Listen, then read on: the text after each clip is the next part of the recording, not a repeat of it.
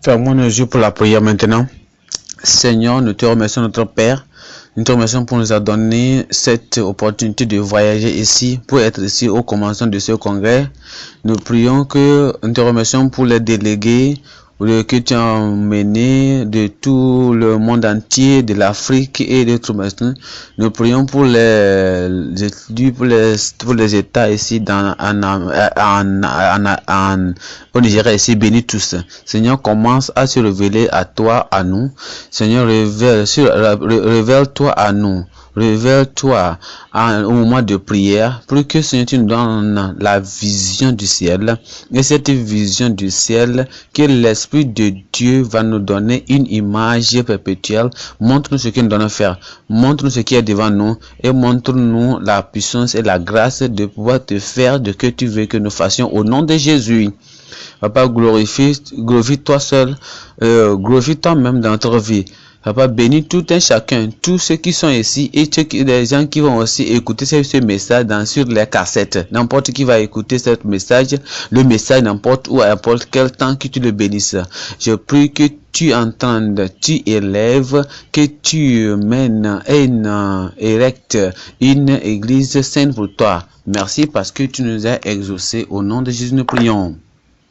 Je dis bienvenue à tous ici au congrès de ce hier au nom de Jésus, de cette année au nom de Jésus.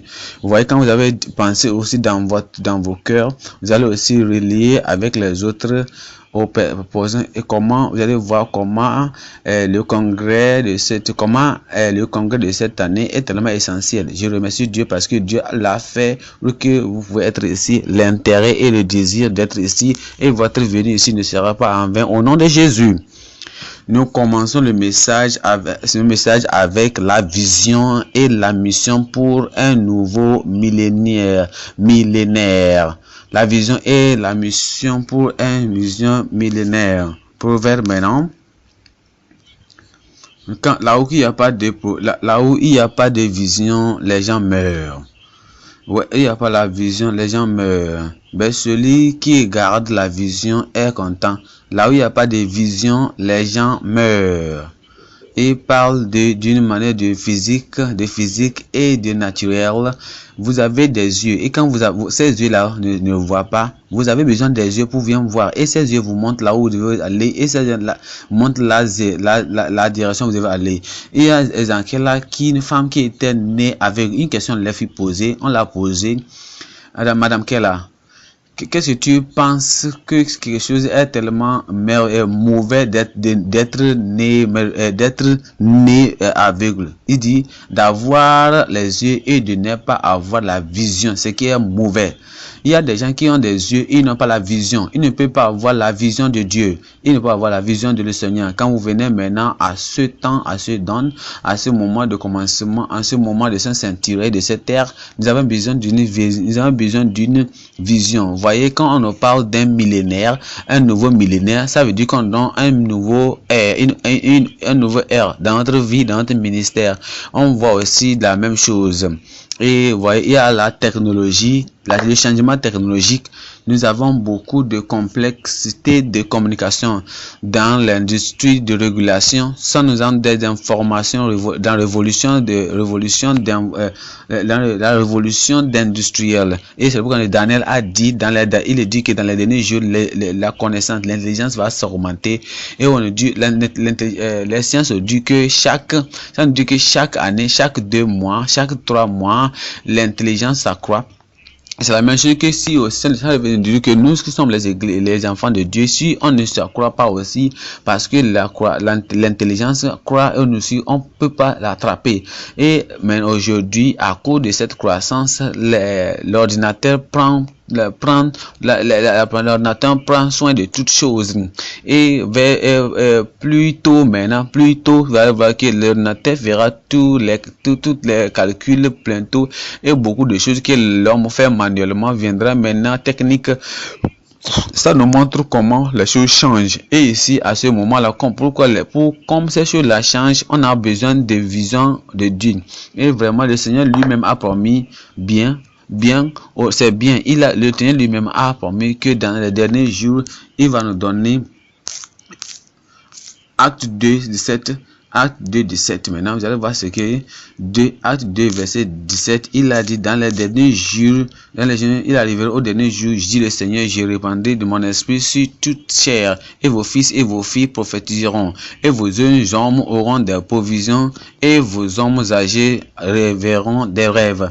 On nous dit aussi on nous parle de la versement, l'abonnement de ces esprits sur les jeunes gens, les âgés et tout le monde verront des signes. C'est pourquoi nous parlons de ça aujourd'hui. On parle d'une vision qui a trois directions. Vous avez une vision et Dieu met une image dans votre vie et c'est ce qui doit être fait. Et c'est ça qui doit être fait. Et quand vous vous donnez à ça et vous coopérez à ça, vous coopérez avec le Seigneur, vous avez la grâce et la puissance et la force de le faire ce que Dieu veut que vous fassiez. Vous allez voir la réalisation de la vision et il y a des grands travaux des grands labeurs qui vont se passer. Et c'est ça, nous avons besoin de ça pour que nous puissions faire la vision réalisée. Premièrement, nous avons besoin de la clarté. Qu'est-ce que tu dois faire maintenant? Qu'est-ce que nous sommes appelés à faire? Ça doit être clair. C'était clair aux apôtres ce qu'ils devaient faire. Et ici, la vision doit avoir une signification. Il doit avoir clarté, numéro 1. Numéro 2, il y a aussi la compétence. Et on a besoin de la compétence, on a besoin de la connaissance, on a besoin de toutes choses pour pouvoir faire ce que Dieu veut que nous fassions. Et ça doit être nécessaire. On doit se développer soi-même pour pouvoir faire contre toutes les nécessités, tous les contre. Numéro 3, maintenant, on a besoin de la concentration. Et quand on voit pour l'accomplissement de la vision, c'est pas que d'être absent de conscience, quelqu'un qui ne se concentre pas à des choses qui vont arriver. Et ça veut dire vous avez besoin de la clarité, vous avez besoin de la compétence, vous avez besoin de la concentration. Et numéro 4, mais vous avez besoin de la créativité. Si vous voulez continuer à faire des choses comme vous voulez, vous n'allez pas avoir le succès. La créativité vous aide, la créativité va vous aider et vous lance chaque moment à faire une chose nouvelle, une chose créative par la grâce de Dieu. Numéro 5, maintenant vous avez besoin de courage. Courage parce que en faisant une chose nouvelle et accomplir une nouvelle chose et aller dans des lieux que même tu n'es pas sûr parce que c'est autre chose, c'est un lieu au futur. Alors maintenant, pour pouvoir t'aider, à voir ça, acquérir ça, vous avez besoin de courage. On va continuer 3 points. Premièrement, on a besoin de la vision. Numéro 2, on parle de la mission. Et la 3, maintenant la commission. Point numéro 1, la vision pour le nouveau millénaire. Point numéro 2, maintenant la mission dans le nouveau millénaire. Ça veut dire que vous avez quelque chose à faire. Vous n'êtes pas là, vous ne coupez pas l'espace. Le Seigneur vous a donné l'image. Il y a quelque chose à faire, il y a quelque chose à pouvoir transporter et vous mettez cela à votre cou. Vous mettez cela à votre cou. Il y a une mission dans le nouveau millénaire. Point numéro 3, maintenant, la commission dans le nouveau millénaire. Point numéro 1, la vision pour le nouveau millénaire. Point et la vision nous donne la raison de vivre. Et la vision nous donne un but, un focal de vivre. Quand vous n'avez pas vision, tout problème est un sérieux problème. Quand vous avez vision, vous avez un but, vous avez un rêve, tout ce qui va venir devant vous, ce qui est en train de toucher. Quand vous avez un désir passionnant et vous n'allez pas laisser ça aller, vous n'allez pas laisser partir et n'importe quel problème qui vient n'est pas un problème parce que vous n'allez même pas voir le problème, parce que vous ne verrez pas le problème. Vous voyez beaucoup de la gloire de Dieu, vous voyez beaucoup, tant de ce que vous allez faire, tant de ce que vous allez avoir, tant de beaucoup ce que vous allez avoir. Allez, vous ne voyez pas n'importe quel problème. Et je vais vous illustrer ça, je vais illustrer quelque chose. C'est comme les gens qui sont partis pour voir, visiter la terre. Ils nous donnent une vision. Je dis vision parce que ils ont vu quelque chose et ces 10 là, ils ont vu ce qu'ils ont vu. Et ce qu'ils ont vu, ils n'ont pas pu mouvoir, ils n'ont pas pu tourner. Ils étaient tellement détournés. Et ce qu'ils ont vu là, ils sont détournés. Premièrement, ils ont vu les 4G. Ils ont vu les gens qui géants. Ils ont vu des grandes personnes. Ils ont fait des grandes chauves-souris. Ils ont des grandes personnes. Et ces 4G là, et ce sont qui les ont fait. Il dit, on ne peut pas aller parce que, mais les autres là, Caleb et Josué a dit, ils ont vu ces 4 G, mais ils ont vu autre G. Ils ont vu ces grands géants, ils ont vu ces grandes villes, ils ont vu ces grandes chauves-souris, ils ont parlé aussi de ces grands chauves-souris, et ils ont parlé de ces grands dieux, voyez, et ils ont vu autres grands dieux. Quand vous avez une image et vous avez un grand dieu, et vous avez en possession, vous êtes en possession de l'idée de Dieu, et vous dites ce que j'ai, ça veut dire que tout ce que vous avez vu, ça ne signifiera rien à vous. C'est ce que nous allons comprendre quand nous venons à ce grand millénaire.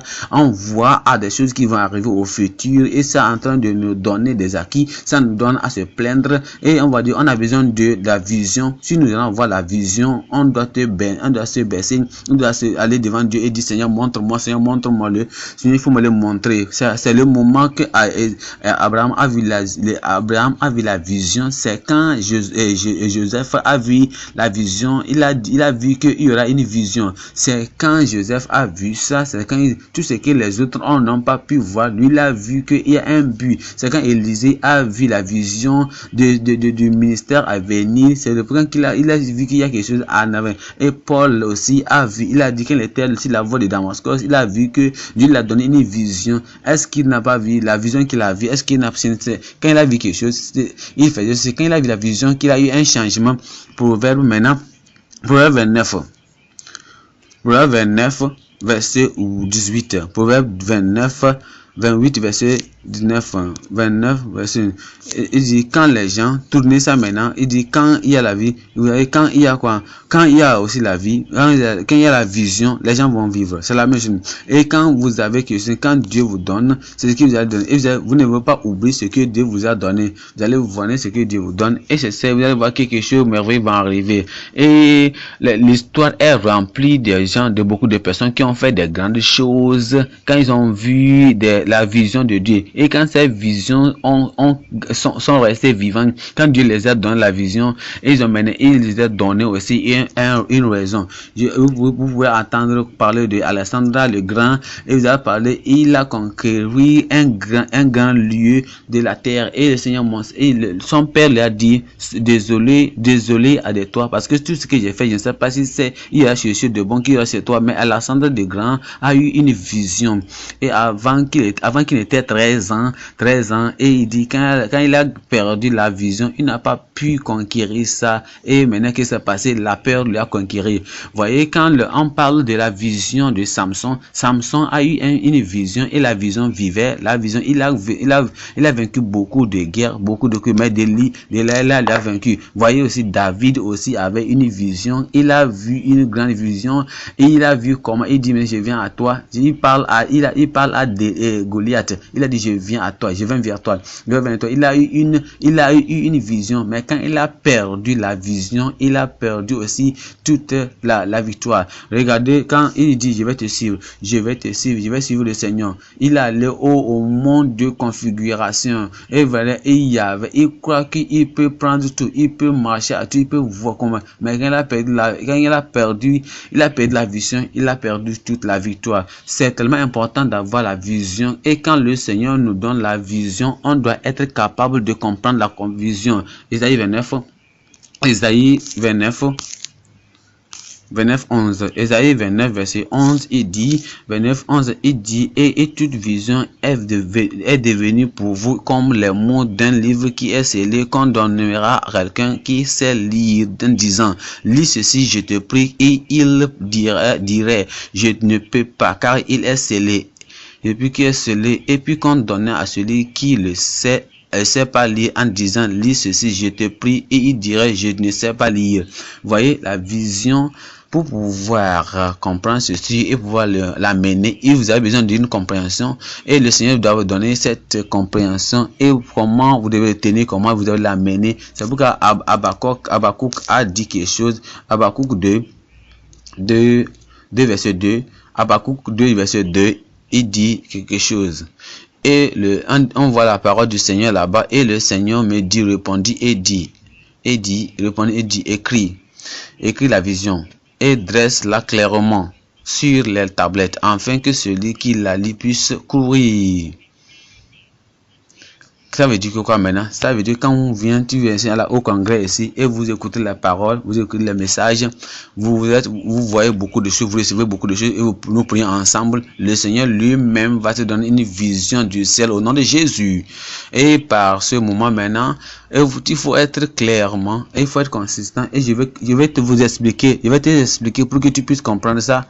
Il faut t'examiner, il faut examiner la vie présente du ministère. Quand tu viens ici, tu prends le temps, il y aura des inventaires et vous allez examiner votre vie, examiner votre ministère dans le présent temps. Numéro 2 maintenant, il faut échanger le but terrestre. Le but terrestre, il dit maintenant, j'étais désobéissant à la perle du céleste maintenant, et cela devait lui amener quelque chose. Il devait même aller en enfer. Il dit quelque chose, c'est passé à moi. Il m'a rencontré sur le chemin et il m'a donné une vision. En ce jour-là, je l'ai donné ma vision terrestre et j'ai changé ça à une vision céleste. Maintenant, il faut devenir quoi? Numéro 3, maintenant, il faut poursuivre ce qui est pour le ciel. Ça peut être le pasteur national, ça peut être un pasteur régional, ça peut être un pasteur, un dirigeant, un grand. Et ce qu'il veut que vous fassiez, vous le faites, vous continuez à le faire. Et par la grâce de Dieu, il continue à se suivre. Vous devez les faire quoi? Il faut les prendre comme vos mentors. Ils sont eux qui sont en train de vous conduire. Il faut prendre les exemplaires. Numéro 4, il faut espérer à pouvoir accomplir ce que vous voulez. Quand Dieu vous donne une vision, c'est quelque chose qui est tellement grand plus que vous, quelque chose que vous n'avez jamais essayé, quelque chose que vous n'avez jamais fait. Et ça serait une chose qui est tellement explicite que vous n'avez jamais fait. Et si vous regardez ça comme que vous avez besoin d'une foi pour pouvoir le faire, vous avez besoin, quand le vent souffle, il faut dire que oui, je peux le faire. 5, maintenant, il faut espérer votre position, il faut espérer l'opposition à votre vision et déterminer à pouvoir accomplir la vision de Dieu. Il faut montrer quelqu'un de la Bible qui a une vision de Dieu. On parle de Joseph, il y a un rêve, est-ce qu'il n'a pas eu d'opposition? On parle de Moïse, est-ce qu'il n'a pas eu une vision? Est-ce que les gens ne sont pas révoltés, restreints contre lui? Est-ce que l'apôtre Paul n'a pas eu une vision? Est-ce qu'il n'a pas eu de difficulté? Il faut espérer l'opposition. Il faut aussi exercer tous tes efforts et puissance et force pour faire la vision. Quand vous avez besoin d'une vision à faire, beaucoup de personnes, 50 personnes, 50%, 20% ne pourra le faire, mais il faut exercer toute ta puissance, toute ta énergie, toute ta puissance, tout ce que tu connais pour le faire. Cette manière, il faut extracter toute possibilité que tu peux avoir, que tu peux trouver dans la vie. Il faut que vous lisiez des autres personnes, vous êtes défiés par les choses qu'ils ont fait et par des choses qu'ils ont dit et fait. J'ai lu un peu de Justin Selil, Winston Churchill.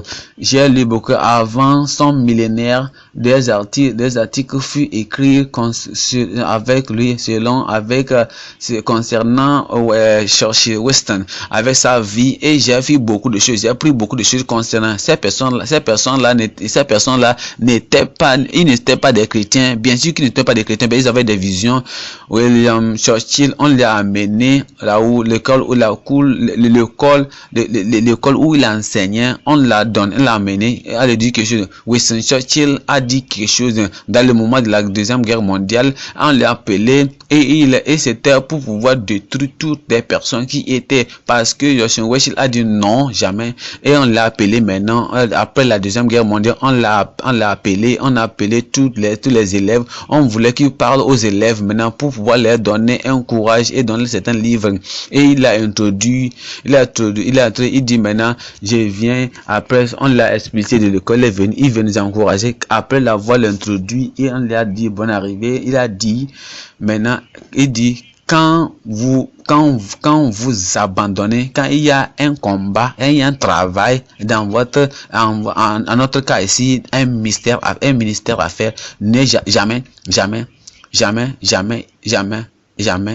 il est parti s'asseoir. dans 3 mois, dans 3 minutes, il est parti s'asseoir. Et tous les élèves espéraient qu'il va dire encore quelque chose. Il n'a rien dit encore. Et ça restait comme ça avec eux. Et j'amène ceci à vous. Le Seigneur t'a montré une vision. Le Seigneur t'a donné un but. Et quand tu as des difficultés, quand tu as des problèmes là-bas, quand il y a des oppositions là-bas, et tu demandes comment ferais-je, comment pourrais-je aller en avant en tenant ces positions, mettant mon cou à ces problèmes, et je veux que cela se fasse. Faut jamais, faut pas abandonner au nom de Jésus. Il faut extracter toute possibilité, principe pour que tu puisses avoir tout de la vie. Il faut extracter de tels principes, et ceux qui ne sont même pas, on peut extracter des principes des autres personnes qui ne sont pas nées de nouveau, parce qu'il faut aussi, il faut exclure toutes choses négatives. Voyez, parce que chaque moment c'est le numéro 8 maintenant, et vous savez, quand vous êtes maintenant de nouveau, toutes les choses que je vous dis, quand vous voulez faire des choses, il y a des choses négatives qui viendront, et les gens vont vous dire que voilà, tu es en train de te rêver, des choses que tu es en train de faire là, cela ne fut jamais, ça vous amène à être quelqu'un qui n'a pas de foi, ça vous amène à l'incroyance. Numéro 9, maintenant, il faut dépasser la force normale, la limite normale. Il faut dépasser la limite normale. Tu vas dire que moi aussi je vais aller plus haut, je vais aller plus haut de mes expectations. Il faut aussi exhibiter une attitude de confiance à ce que aux promesses de Dieu qui ne vont jamais faillir. Dieu t'a dit ça, il t'a dit ce que tu dois faire. Allez, continue. Il faut exhibiter une attitude qui va te donner une croyance ferme à Dieu. Numéro 11, il faut explorer toute avenue possible pour avoir votre vision attenue. Voilà, c'est ça qu'il doit faire. Et vous voyez, il doit faire ceci, je dois tourner, vous tournez et vous faites ceci, vous dites c'est ça que je dois faire, je tourne et je fais, je dois faire. Gardez-le. On nous a parlé de Thomas Edison. Vous allez voir tout ce que nous voyons ici, toutes les lumières que nous voyons, c'est Thomas Edison. Thomas Edison, c'est lui, Thomas Edison, c'est lui qui a fait Edison, c'est lui qui a fait ça, il a fait ça, il a échangé, les gens disent qu'il a essayé il a étudié plus de 3000 fois, il a essayé, et il a essayé, il a essayé de 1000 fois, il a essayé de 1000 fois, les autres disent il a essayé 3000 fois, et les gens disent qu'il a essayé et il a échoué plus de 3000 fois. Il a dit non, je n'ai pas échoué une fois, parce que chaque échec était un pas à aller en avant. Je n'ai jamais. Quand vous échouez et tu te lèves, tu dis je vais essayer encore. Je dis tu vas essayer encore. Alors tu continues à réessayer, tu explores toute possibilité pour pouvoir atteindre à ta vision. Numéro 13, maintenant, il faut étendre une aide à une autre personne pour pouvoir aller ensemble. Il faut le faire. C'est ça le 14, numéro 14. Il faut le faire pour pouvoir pour faire que le travail puisse le faire. Le Seigneur lui a donné la même vision. Il faut aller avec eux. Vous allez marcher ensemble et le faire. Vous allez réussir encore. Point numéro 2 maintenant. Tu as une vision de Dieu. Et quand on a vu la vision de Dieu, on a besoin à faire quelque chose avec cette vision. La mission dans le point numéro 2, la mission dans le nouveau millénaire. Avoir la vision, c'est pas bien, c'est pas seulement ça aussi, ça ne finit pas là-bas. Il faut savoir comment vous allez faire, quelle mission vous allez faire, quel travail. Il faut avoir des pas que vous allez faire, une mission que vous allez travailler sur. La vision est là-bas. Il faut avoir des missions. Il dit je pense de ça. Quand Combien de personnes vous devez aussi penser? Dieu va dire que si j'étais aussi, on était à l'église, et si j'étais à l'école, et je vous donne des formulaires, vous lisez les notes, vous lisez la leçon, vous finissez, et vous allez maintenant, et je vous donne comment, je vous montre comment il faut nager. Vous allez nager, donc vous écrivez la leçon, mais vous n'allez pas aux rivières pour apprendre comment nager. Là, vous n'allez jamais devenir quelqu'un qui nage. Alors vous vous levez de là où vous êtes maintenant et vous prenez la voie que le Seigneur vous montre. Il dit maintenant c'est le moment d'acter, c'est le moment de faire d'action. Je crois que tu vas m'aider, je crois que tu vas réussir au nom de Jésus. Et c'est la différence entre les rêveurs et ceux qui ont des actions. Et les gens il y a beaucoup de personnes qui sont des rêveurs, milliers de personnes qui sont des rêveurs. Ils disent je vais faire ceci, je ferai ceci, je vais prendre ceci. Mais les gens qui ont des rêves, ils ne parlent pas beaucoup. Ils commencent avec des actions. Ils actent sur ça. Et ils se lèvent, ils font des actions sur la vie, sur la mission de leur vie. Et c'est quand on regarde, il dit vraiment c'est pour pouvoir accomplir ce que Dieu a fait. Faire ce que Dieu veut. En être spécifiquement, ça veut dire qu'on doit évangéliser parce que Jésus-Christ a dit aller dans toute la nation, évangéliser, faire de mes disciples. Il faut aussi implanter les églises parce que vous allez aussi implanter les églises. Il faut aussi prêcher la parole de Dieu. Vous prêchez la parole de Dieu et quand vous prêchez la parole de Dieu, vous voulez que les églises soient plantées, les églises soient implantées et il veut aussi que nous pouvons les enseigner et les entraîner. Les enfants de Dieu, ce que nous avons écouté, de moi ou d'autres personnes, vous allez aussi donner aux autres personnes pour que eux aussi puissent aussi enseigner aux autres. Et c'est cette vision que nous parlons de, c'est quand vous prenez cette vision là et vous commencez à prendre des missions, vous allez apprendre beaucoup de choses concernant la vie. On voit acte 26 verset 18, 19 et 20. Acte 26, 18, 19 et 20. Il dit pour ouvrir leurs yeux et les yeux du peuple, voilà. Il dit et à l'avant le suite de saint là à pouvoir de la lumière. Il dit pour les saints sur quoi le roi Agrippa, voyez, il dit parmi eux, et je ne sais pas la foi qui était sur quoi au roi Agrippa, je n'étais pas désobéissant à la vision céleste, mais j'ai montré d'abord avant qu'il connaisse le Seigneur, avant qu'il connaisse Jésus, avant qu'il la mission, il n'avait pas cette vision. Premièrement, qu'est-ce qu'il faisait? Il fut arrêté par une vision. Quand il a vu cette vision, il s'est arrêté. Il a écouté la voix de Jésus. Quand il a reçu la voix du Seigneur, il sait que cette voix-là, c'était un point de détour. Quand vous allez voir, je vous dis au ceci là, le jour que vous allez entendre la voix de Dieu, vous allez voir la vision, vous allez vous arrêter, vous allez arrêter et vous allez regarder, vous arrêtez. Il dit, je ne vais pas continuer. Et vous tournez, si je continue comme ça, quelle sera ma vie? Qu'est-ce que je vais recevoir? Qu'est-ce que je vais acquérir? Qu'est-ce que je vais avoir? Quelle sera la totalité de mon acquisition? Qu'est-ce que je vais avoir à la fin de l'année? À la fin de mon service? Vous serez arrêté par la vision. Numéro 2, vous serez renforcé par la vision. Numéro 2, vous serez renforcé par la vision. Maintenant, vous allez savoir que maintenant que vous connaissez que Dieu vous a utilisé, maintenant que vous connaissez que vous ne va vous balader ici et là, il y a quelque chose à faire. Cette chose-là, ma vie là, doit être utilisée, bien utilisée, mise en application. Dieu a dit quelque chose à Anani, et il a dit que tu es un homme choisi, il est un homme choisi, je vais lui montrer ce qu'il doit faire.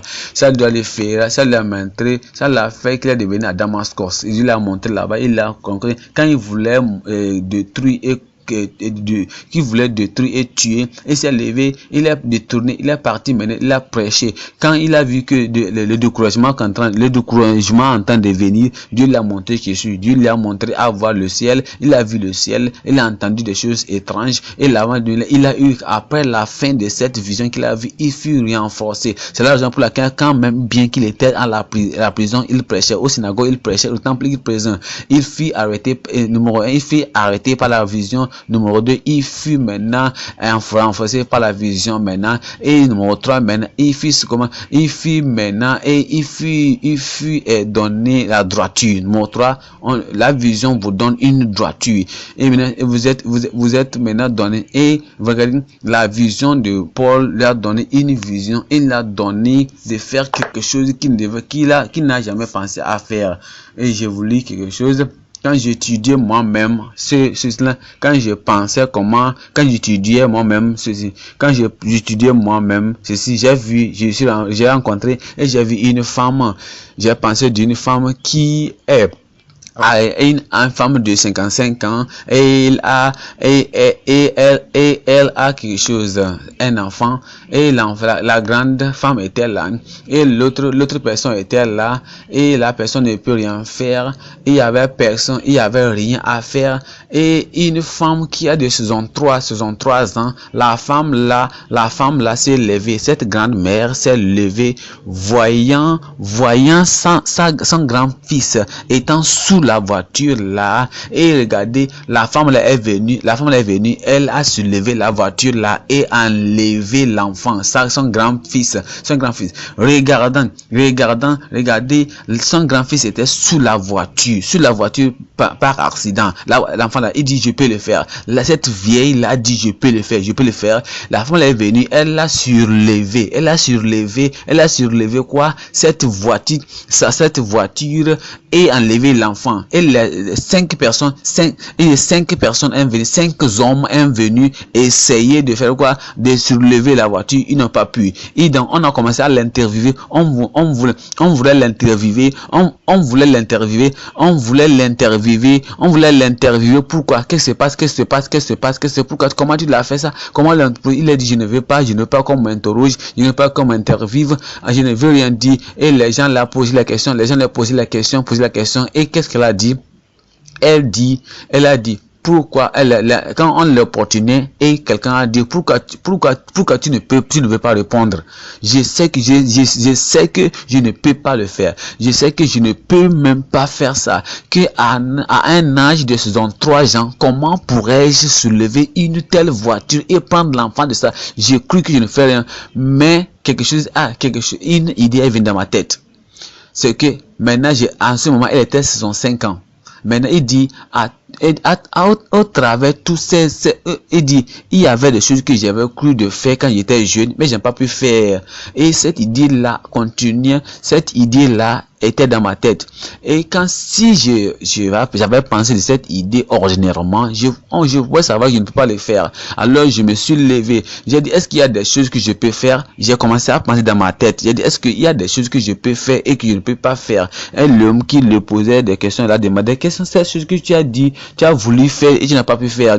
Et il a dit, maintenant, qu'est-ce que tu peux faire? Qu'est-ce que tu as voulu faire? Il dit, j'avais voulu étudier la géologie. Et maintenant, pourquoi ne pas faire ça? Tu dis, maintenant, tu peux aussi faire, maintenant, tu es âgé. Pourquoi ne pas aussi aller en université maintenant et enregistrer et faire la géologie? Il dit non, si je vais encore, pour que je vais maintenant à l'université, je vais dépenser encore 4 ans pour prendre ce diplôme là. Alors il dit non, en ce moment j'aurai quelque chose de 69 ans, si je serai plus vieux encore, ensuite et dans 4 ans je vais graduer. Et maintenant la femme est venue. Et avant que ce moment quand on faisait ces universités, le moment, la femme elle est partie éventuellement à l'université. Elle a pris l'université, elle a fait 4 ans là-bas, elle a pris son certificat, elle est devenue quoi? Une professeure d'université. Et du moment qu'on parlait de ce qui s'est passé sur elle, elle continuait en ce moment, elle était un professeur d'université en ce moment. Voyez ce qui s'est passé, on parlait de ce qui s'est passé, ce qu'elle était 104, 105. Vous voyez ce que vous devez faire, vous décidez de votre vie et vous dites vous-même, dites en vous, je perds le temps, je peux faire quelque chose. Je suis maintenant 63, je suis maintenant 65, mais peut-être que je suis en 65, je peux faire quelque chose. Si je peux le faire, si c'est Dieu qui me donne cette vision, c'est pourquoi je vais en troisième je prends un point numéro 3 maintenant, point numéro 3 maintenant, et je parle quoi? Je parle de la commission dans le nouveau millénaire. Ça veut dire que Dieu te dit, lève-toi et commence à faire quelque chose que tu n'as pas encore commencé. Et doit avoir la commission, ça doit être commis. Vous devez vous soumettre, vous devez vous avouer, vous devez vous donner complètement à ce que Dieu vous a donné, à cette commission. Et il a dit maintenant, vous allez prêcher la parole de Dieu, vous allez prêcher la parole de la repentance à tout le monde entier, dans tout le monde entier. Il allait faire à toute personne et à tous les saints. Dieu aussi, quand il est venu, il croyait que ses propres personnes vont prendre ça, ils vont recevoir la parole de Dieu, et ces enfants de Dieu, ils vont voir cette vision. Ils seront commis à cette vision, ils vont se donner à ça, ils auront la passion, ils auront le désir, ils vont dire oui, je sais que je peux le faire, je fais quelque chose, je sais que je dois faire quelque chose. Et quand vous voyez les en acte, on va voir ce que le Seigneur a dit, que quand il a montré à ces actes, ces visions qu'il a données aux premiers chrétiens d'église, et tous ces visions reliées, et chaque vision donnée par Christ a des effets, ça a des relations sur l'achat des chrétiens, l'achat des pécheurs. Je crois et je continue. Après, tu peux prier à Dieu et il va t'aider. Il va te montrer ce qu'il doit faire. Il va te montrer, quand tu pries, il va te montrer l'argent pour lequel tu as crié. Ça peut être que tu es en train de faire. Ça peut être que tu n'as pas encore fait 1% de ce que Dieu t'a appelé pour que tu fasses. Tu vas te lever et faire ça. Tu vas le faire. Qu'est-ce que tu vas te prendre à le faire? Qu'est-ce que tu dois voir pour te lever et faire? Lève-toi, fais face à ça et fais ça, et tu vas faire ça. Numéro 1. Il faut oublier le passé. Numéro 2, il faut faire face au présent. Maintenant, il faut envisager les choses que tu en penses de faire au futur. Et qu'est-ce qu'il va prendre? Numéro, donne toute chose à Dieu. Quand Dieu te donne cette vision, il te dit tu peux le faire, tu fais créer pour un but. C'est pas seulement tu dois aller, tu vas passer comme dans l'air, il faut marquer votre passage. Mais il faut aussi donner toutes choses à Dieu. Numéro 2, mais il faut sacrifier toutes choses pour la conversion des péchés. Il faut pas laisser que un sacrifice soit plus grand. Il faut pas laisser qu'un prix soit plus grand. Il faut sacrifier toutes choses pour la conversion des chrétiens. Il faut aussi oublier toutes choses qui va t'empêcher empêcher ta commission. La commission est devant toi et tu veux aussi abandonner. Il faut abandonner toutes choses qui est devant toi, parce qu'il y a beaucoup de choses qui vont appeler à ton attention. Ils vont te dire pourquoi ne pas penser à ceci, pourquoi ne penser à cette chose-là. Il faut être un homme d'un seul livre, un homme d'un seul but, un homme d'un seul objectif, d'un seul pensée, et tu vas le faire. Et toute chose qui viendra après, toute chose qui va contredire et te distraire de ce que Dieu t'a donné, il faut oublier ça. Numéro 3, il faut étudier. Il faut étudier une méthode effective à ta communication. En ce moment où nous sommes maintenant, en ce moment où nous avons la technologie en avance, tu dois avoir la technologie pour étudier. Il faut aussi te tenir ferme dans ta fermeté, dans ton dévouement. Tu te tiens bien fermement dans ton dévouement. Numéro 6, maintenant, il faut partager la vision et la mission avec la conviction, avec la congrégation. Vous allez aux congrégations, il faut dire que vous leur dites que ce travail que j'ai là, cette mission que j'ai là, c'est tellement grand, je ne peux pas les garder à moi seul, je dois les partager avec toute congrégation, à toute opportunité. Il faut faire quoi? Il faut dépenser et être prêt à dépenser pour l'accomplissement de la mission de Dieu en ta vie. L'Éternel t'a donné, il t'a parlé, il dit que tu dois faire, et tu diras dans le moment où que tu vas rester devant le roi Agrippa, disant que je n'étais pas désobéissant à la vision céleste. Je prie que cette nuit que Dieu te donne une vision céleste, il va donner la force, il va donner la puissance, il va te donner le Saint-Esprit, cette puissance surnaturelle, et que tout ce qu'il t'a donné, tu peux le faire cette nuit, et jusqu'à la fin de ce congrès, tu feras de bonnes choses, tu vas le prendre au nom de Jésus. Est-ce que tu as besoin d'une vision? Est-ce que tu as besoin d'une vision de Dieu? Tu vas te lever maintenant et dire, oh Seigneur, je ne veux pas ma vie, je ne veux pas que ma vie soit, je veux passer ma vie sur cette terre-là without action, sans action, sans idée, sans planification. Je veux une grande commission. Le Seigneur, les choses à ce que Dieu m'a appelé à faire, le Seigneur t'appelle aujourd'hui, mon frère, mon soeur, tu peux le faire. Il y a quelque chose devant toi. Alors maintenant, tu te soumets à ça. Tu te donnes à ça. Et si tu as cette vision, ça va t'arrêter. Ça va t'arrêter. Vous serez arrêté par cette vision. Ça va vous renforcer. Ça va vous donner aussi la force de le faire. Et comme la seule chose qui va vous satisfaire, une seule chose, n'importe quoi, quel que soit votre âge, quelle que soit votre location, quel que soit votre pays, vous pouvez faire que c'est pour Dieu. Quand le Seigneur te montre une vision, et il te donne la puissance, et il t'envisage et remplit de Saint-Esprit, tu peux le faire, oui, tu peux le faire. Le Seigneur te fait, le Seigneur va mettre sa main sur toi, et tu le feras au nom de Jésus.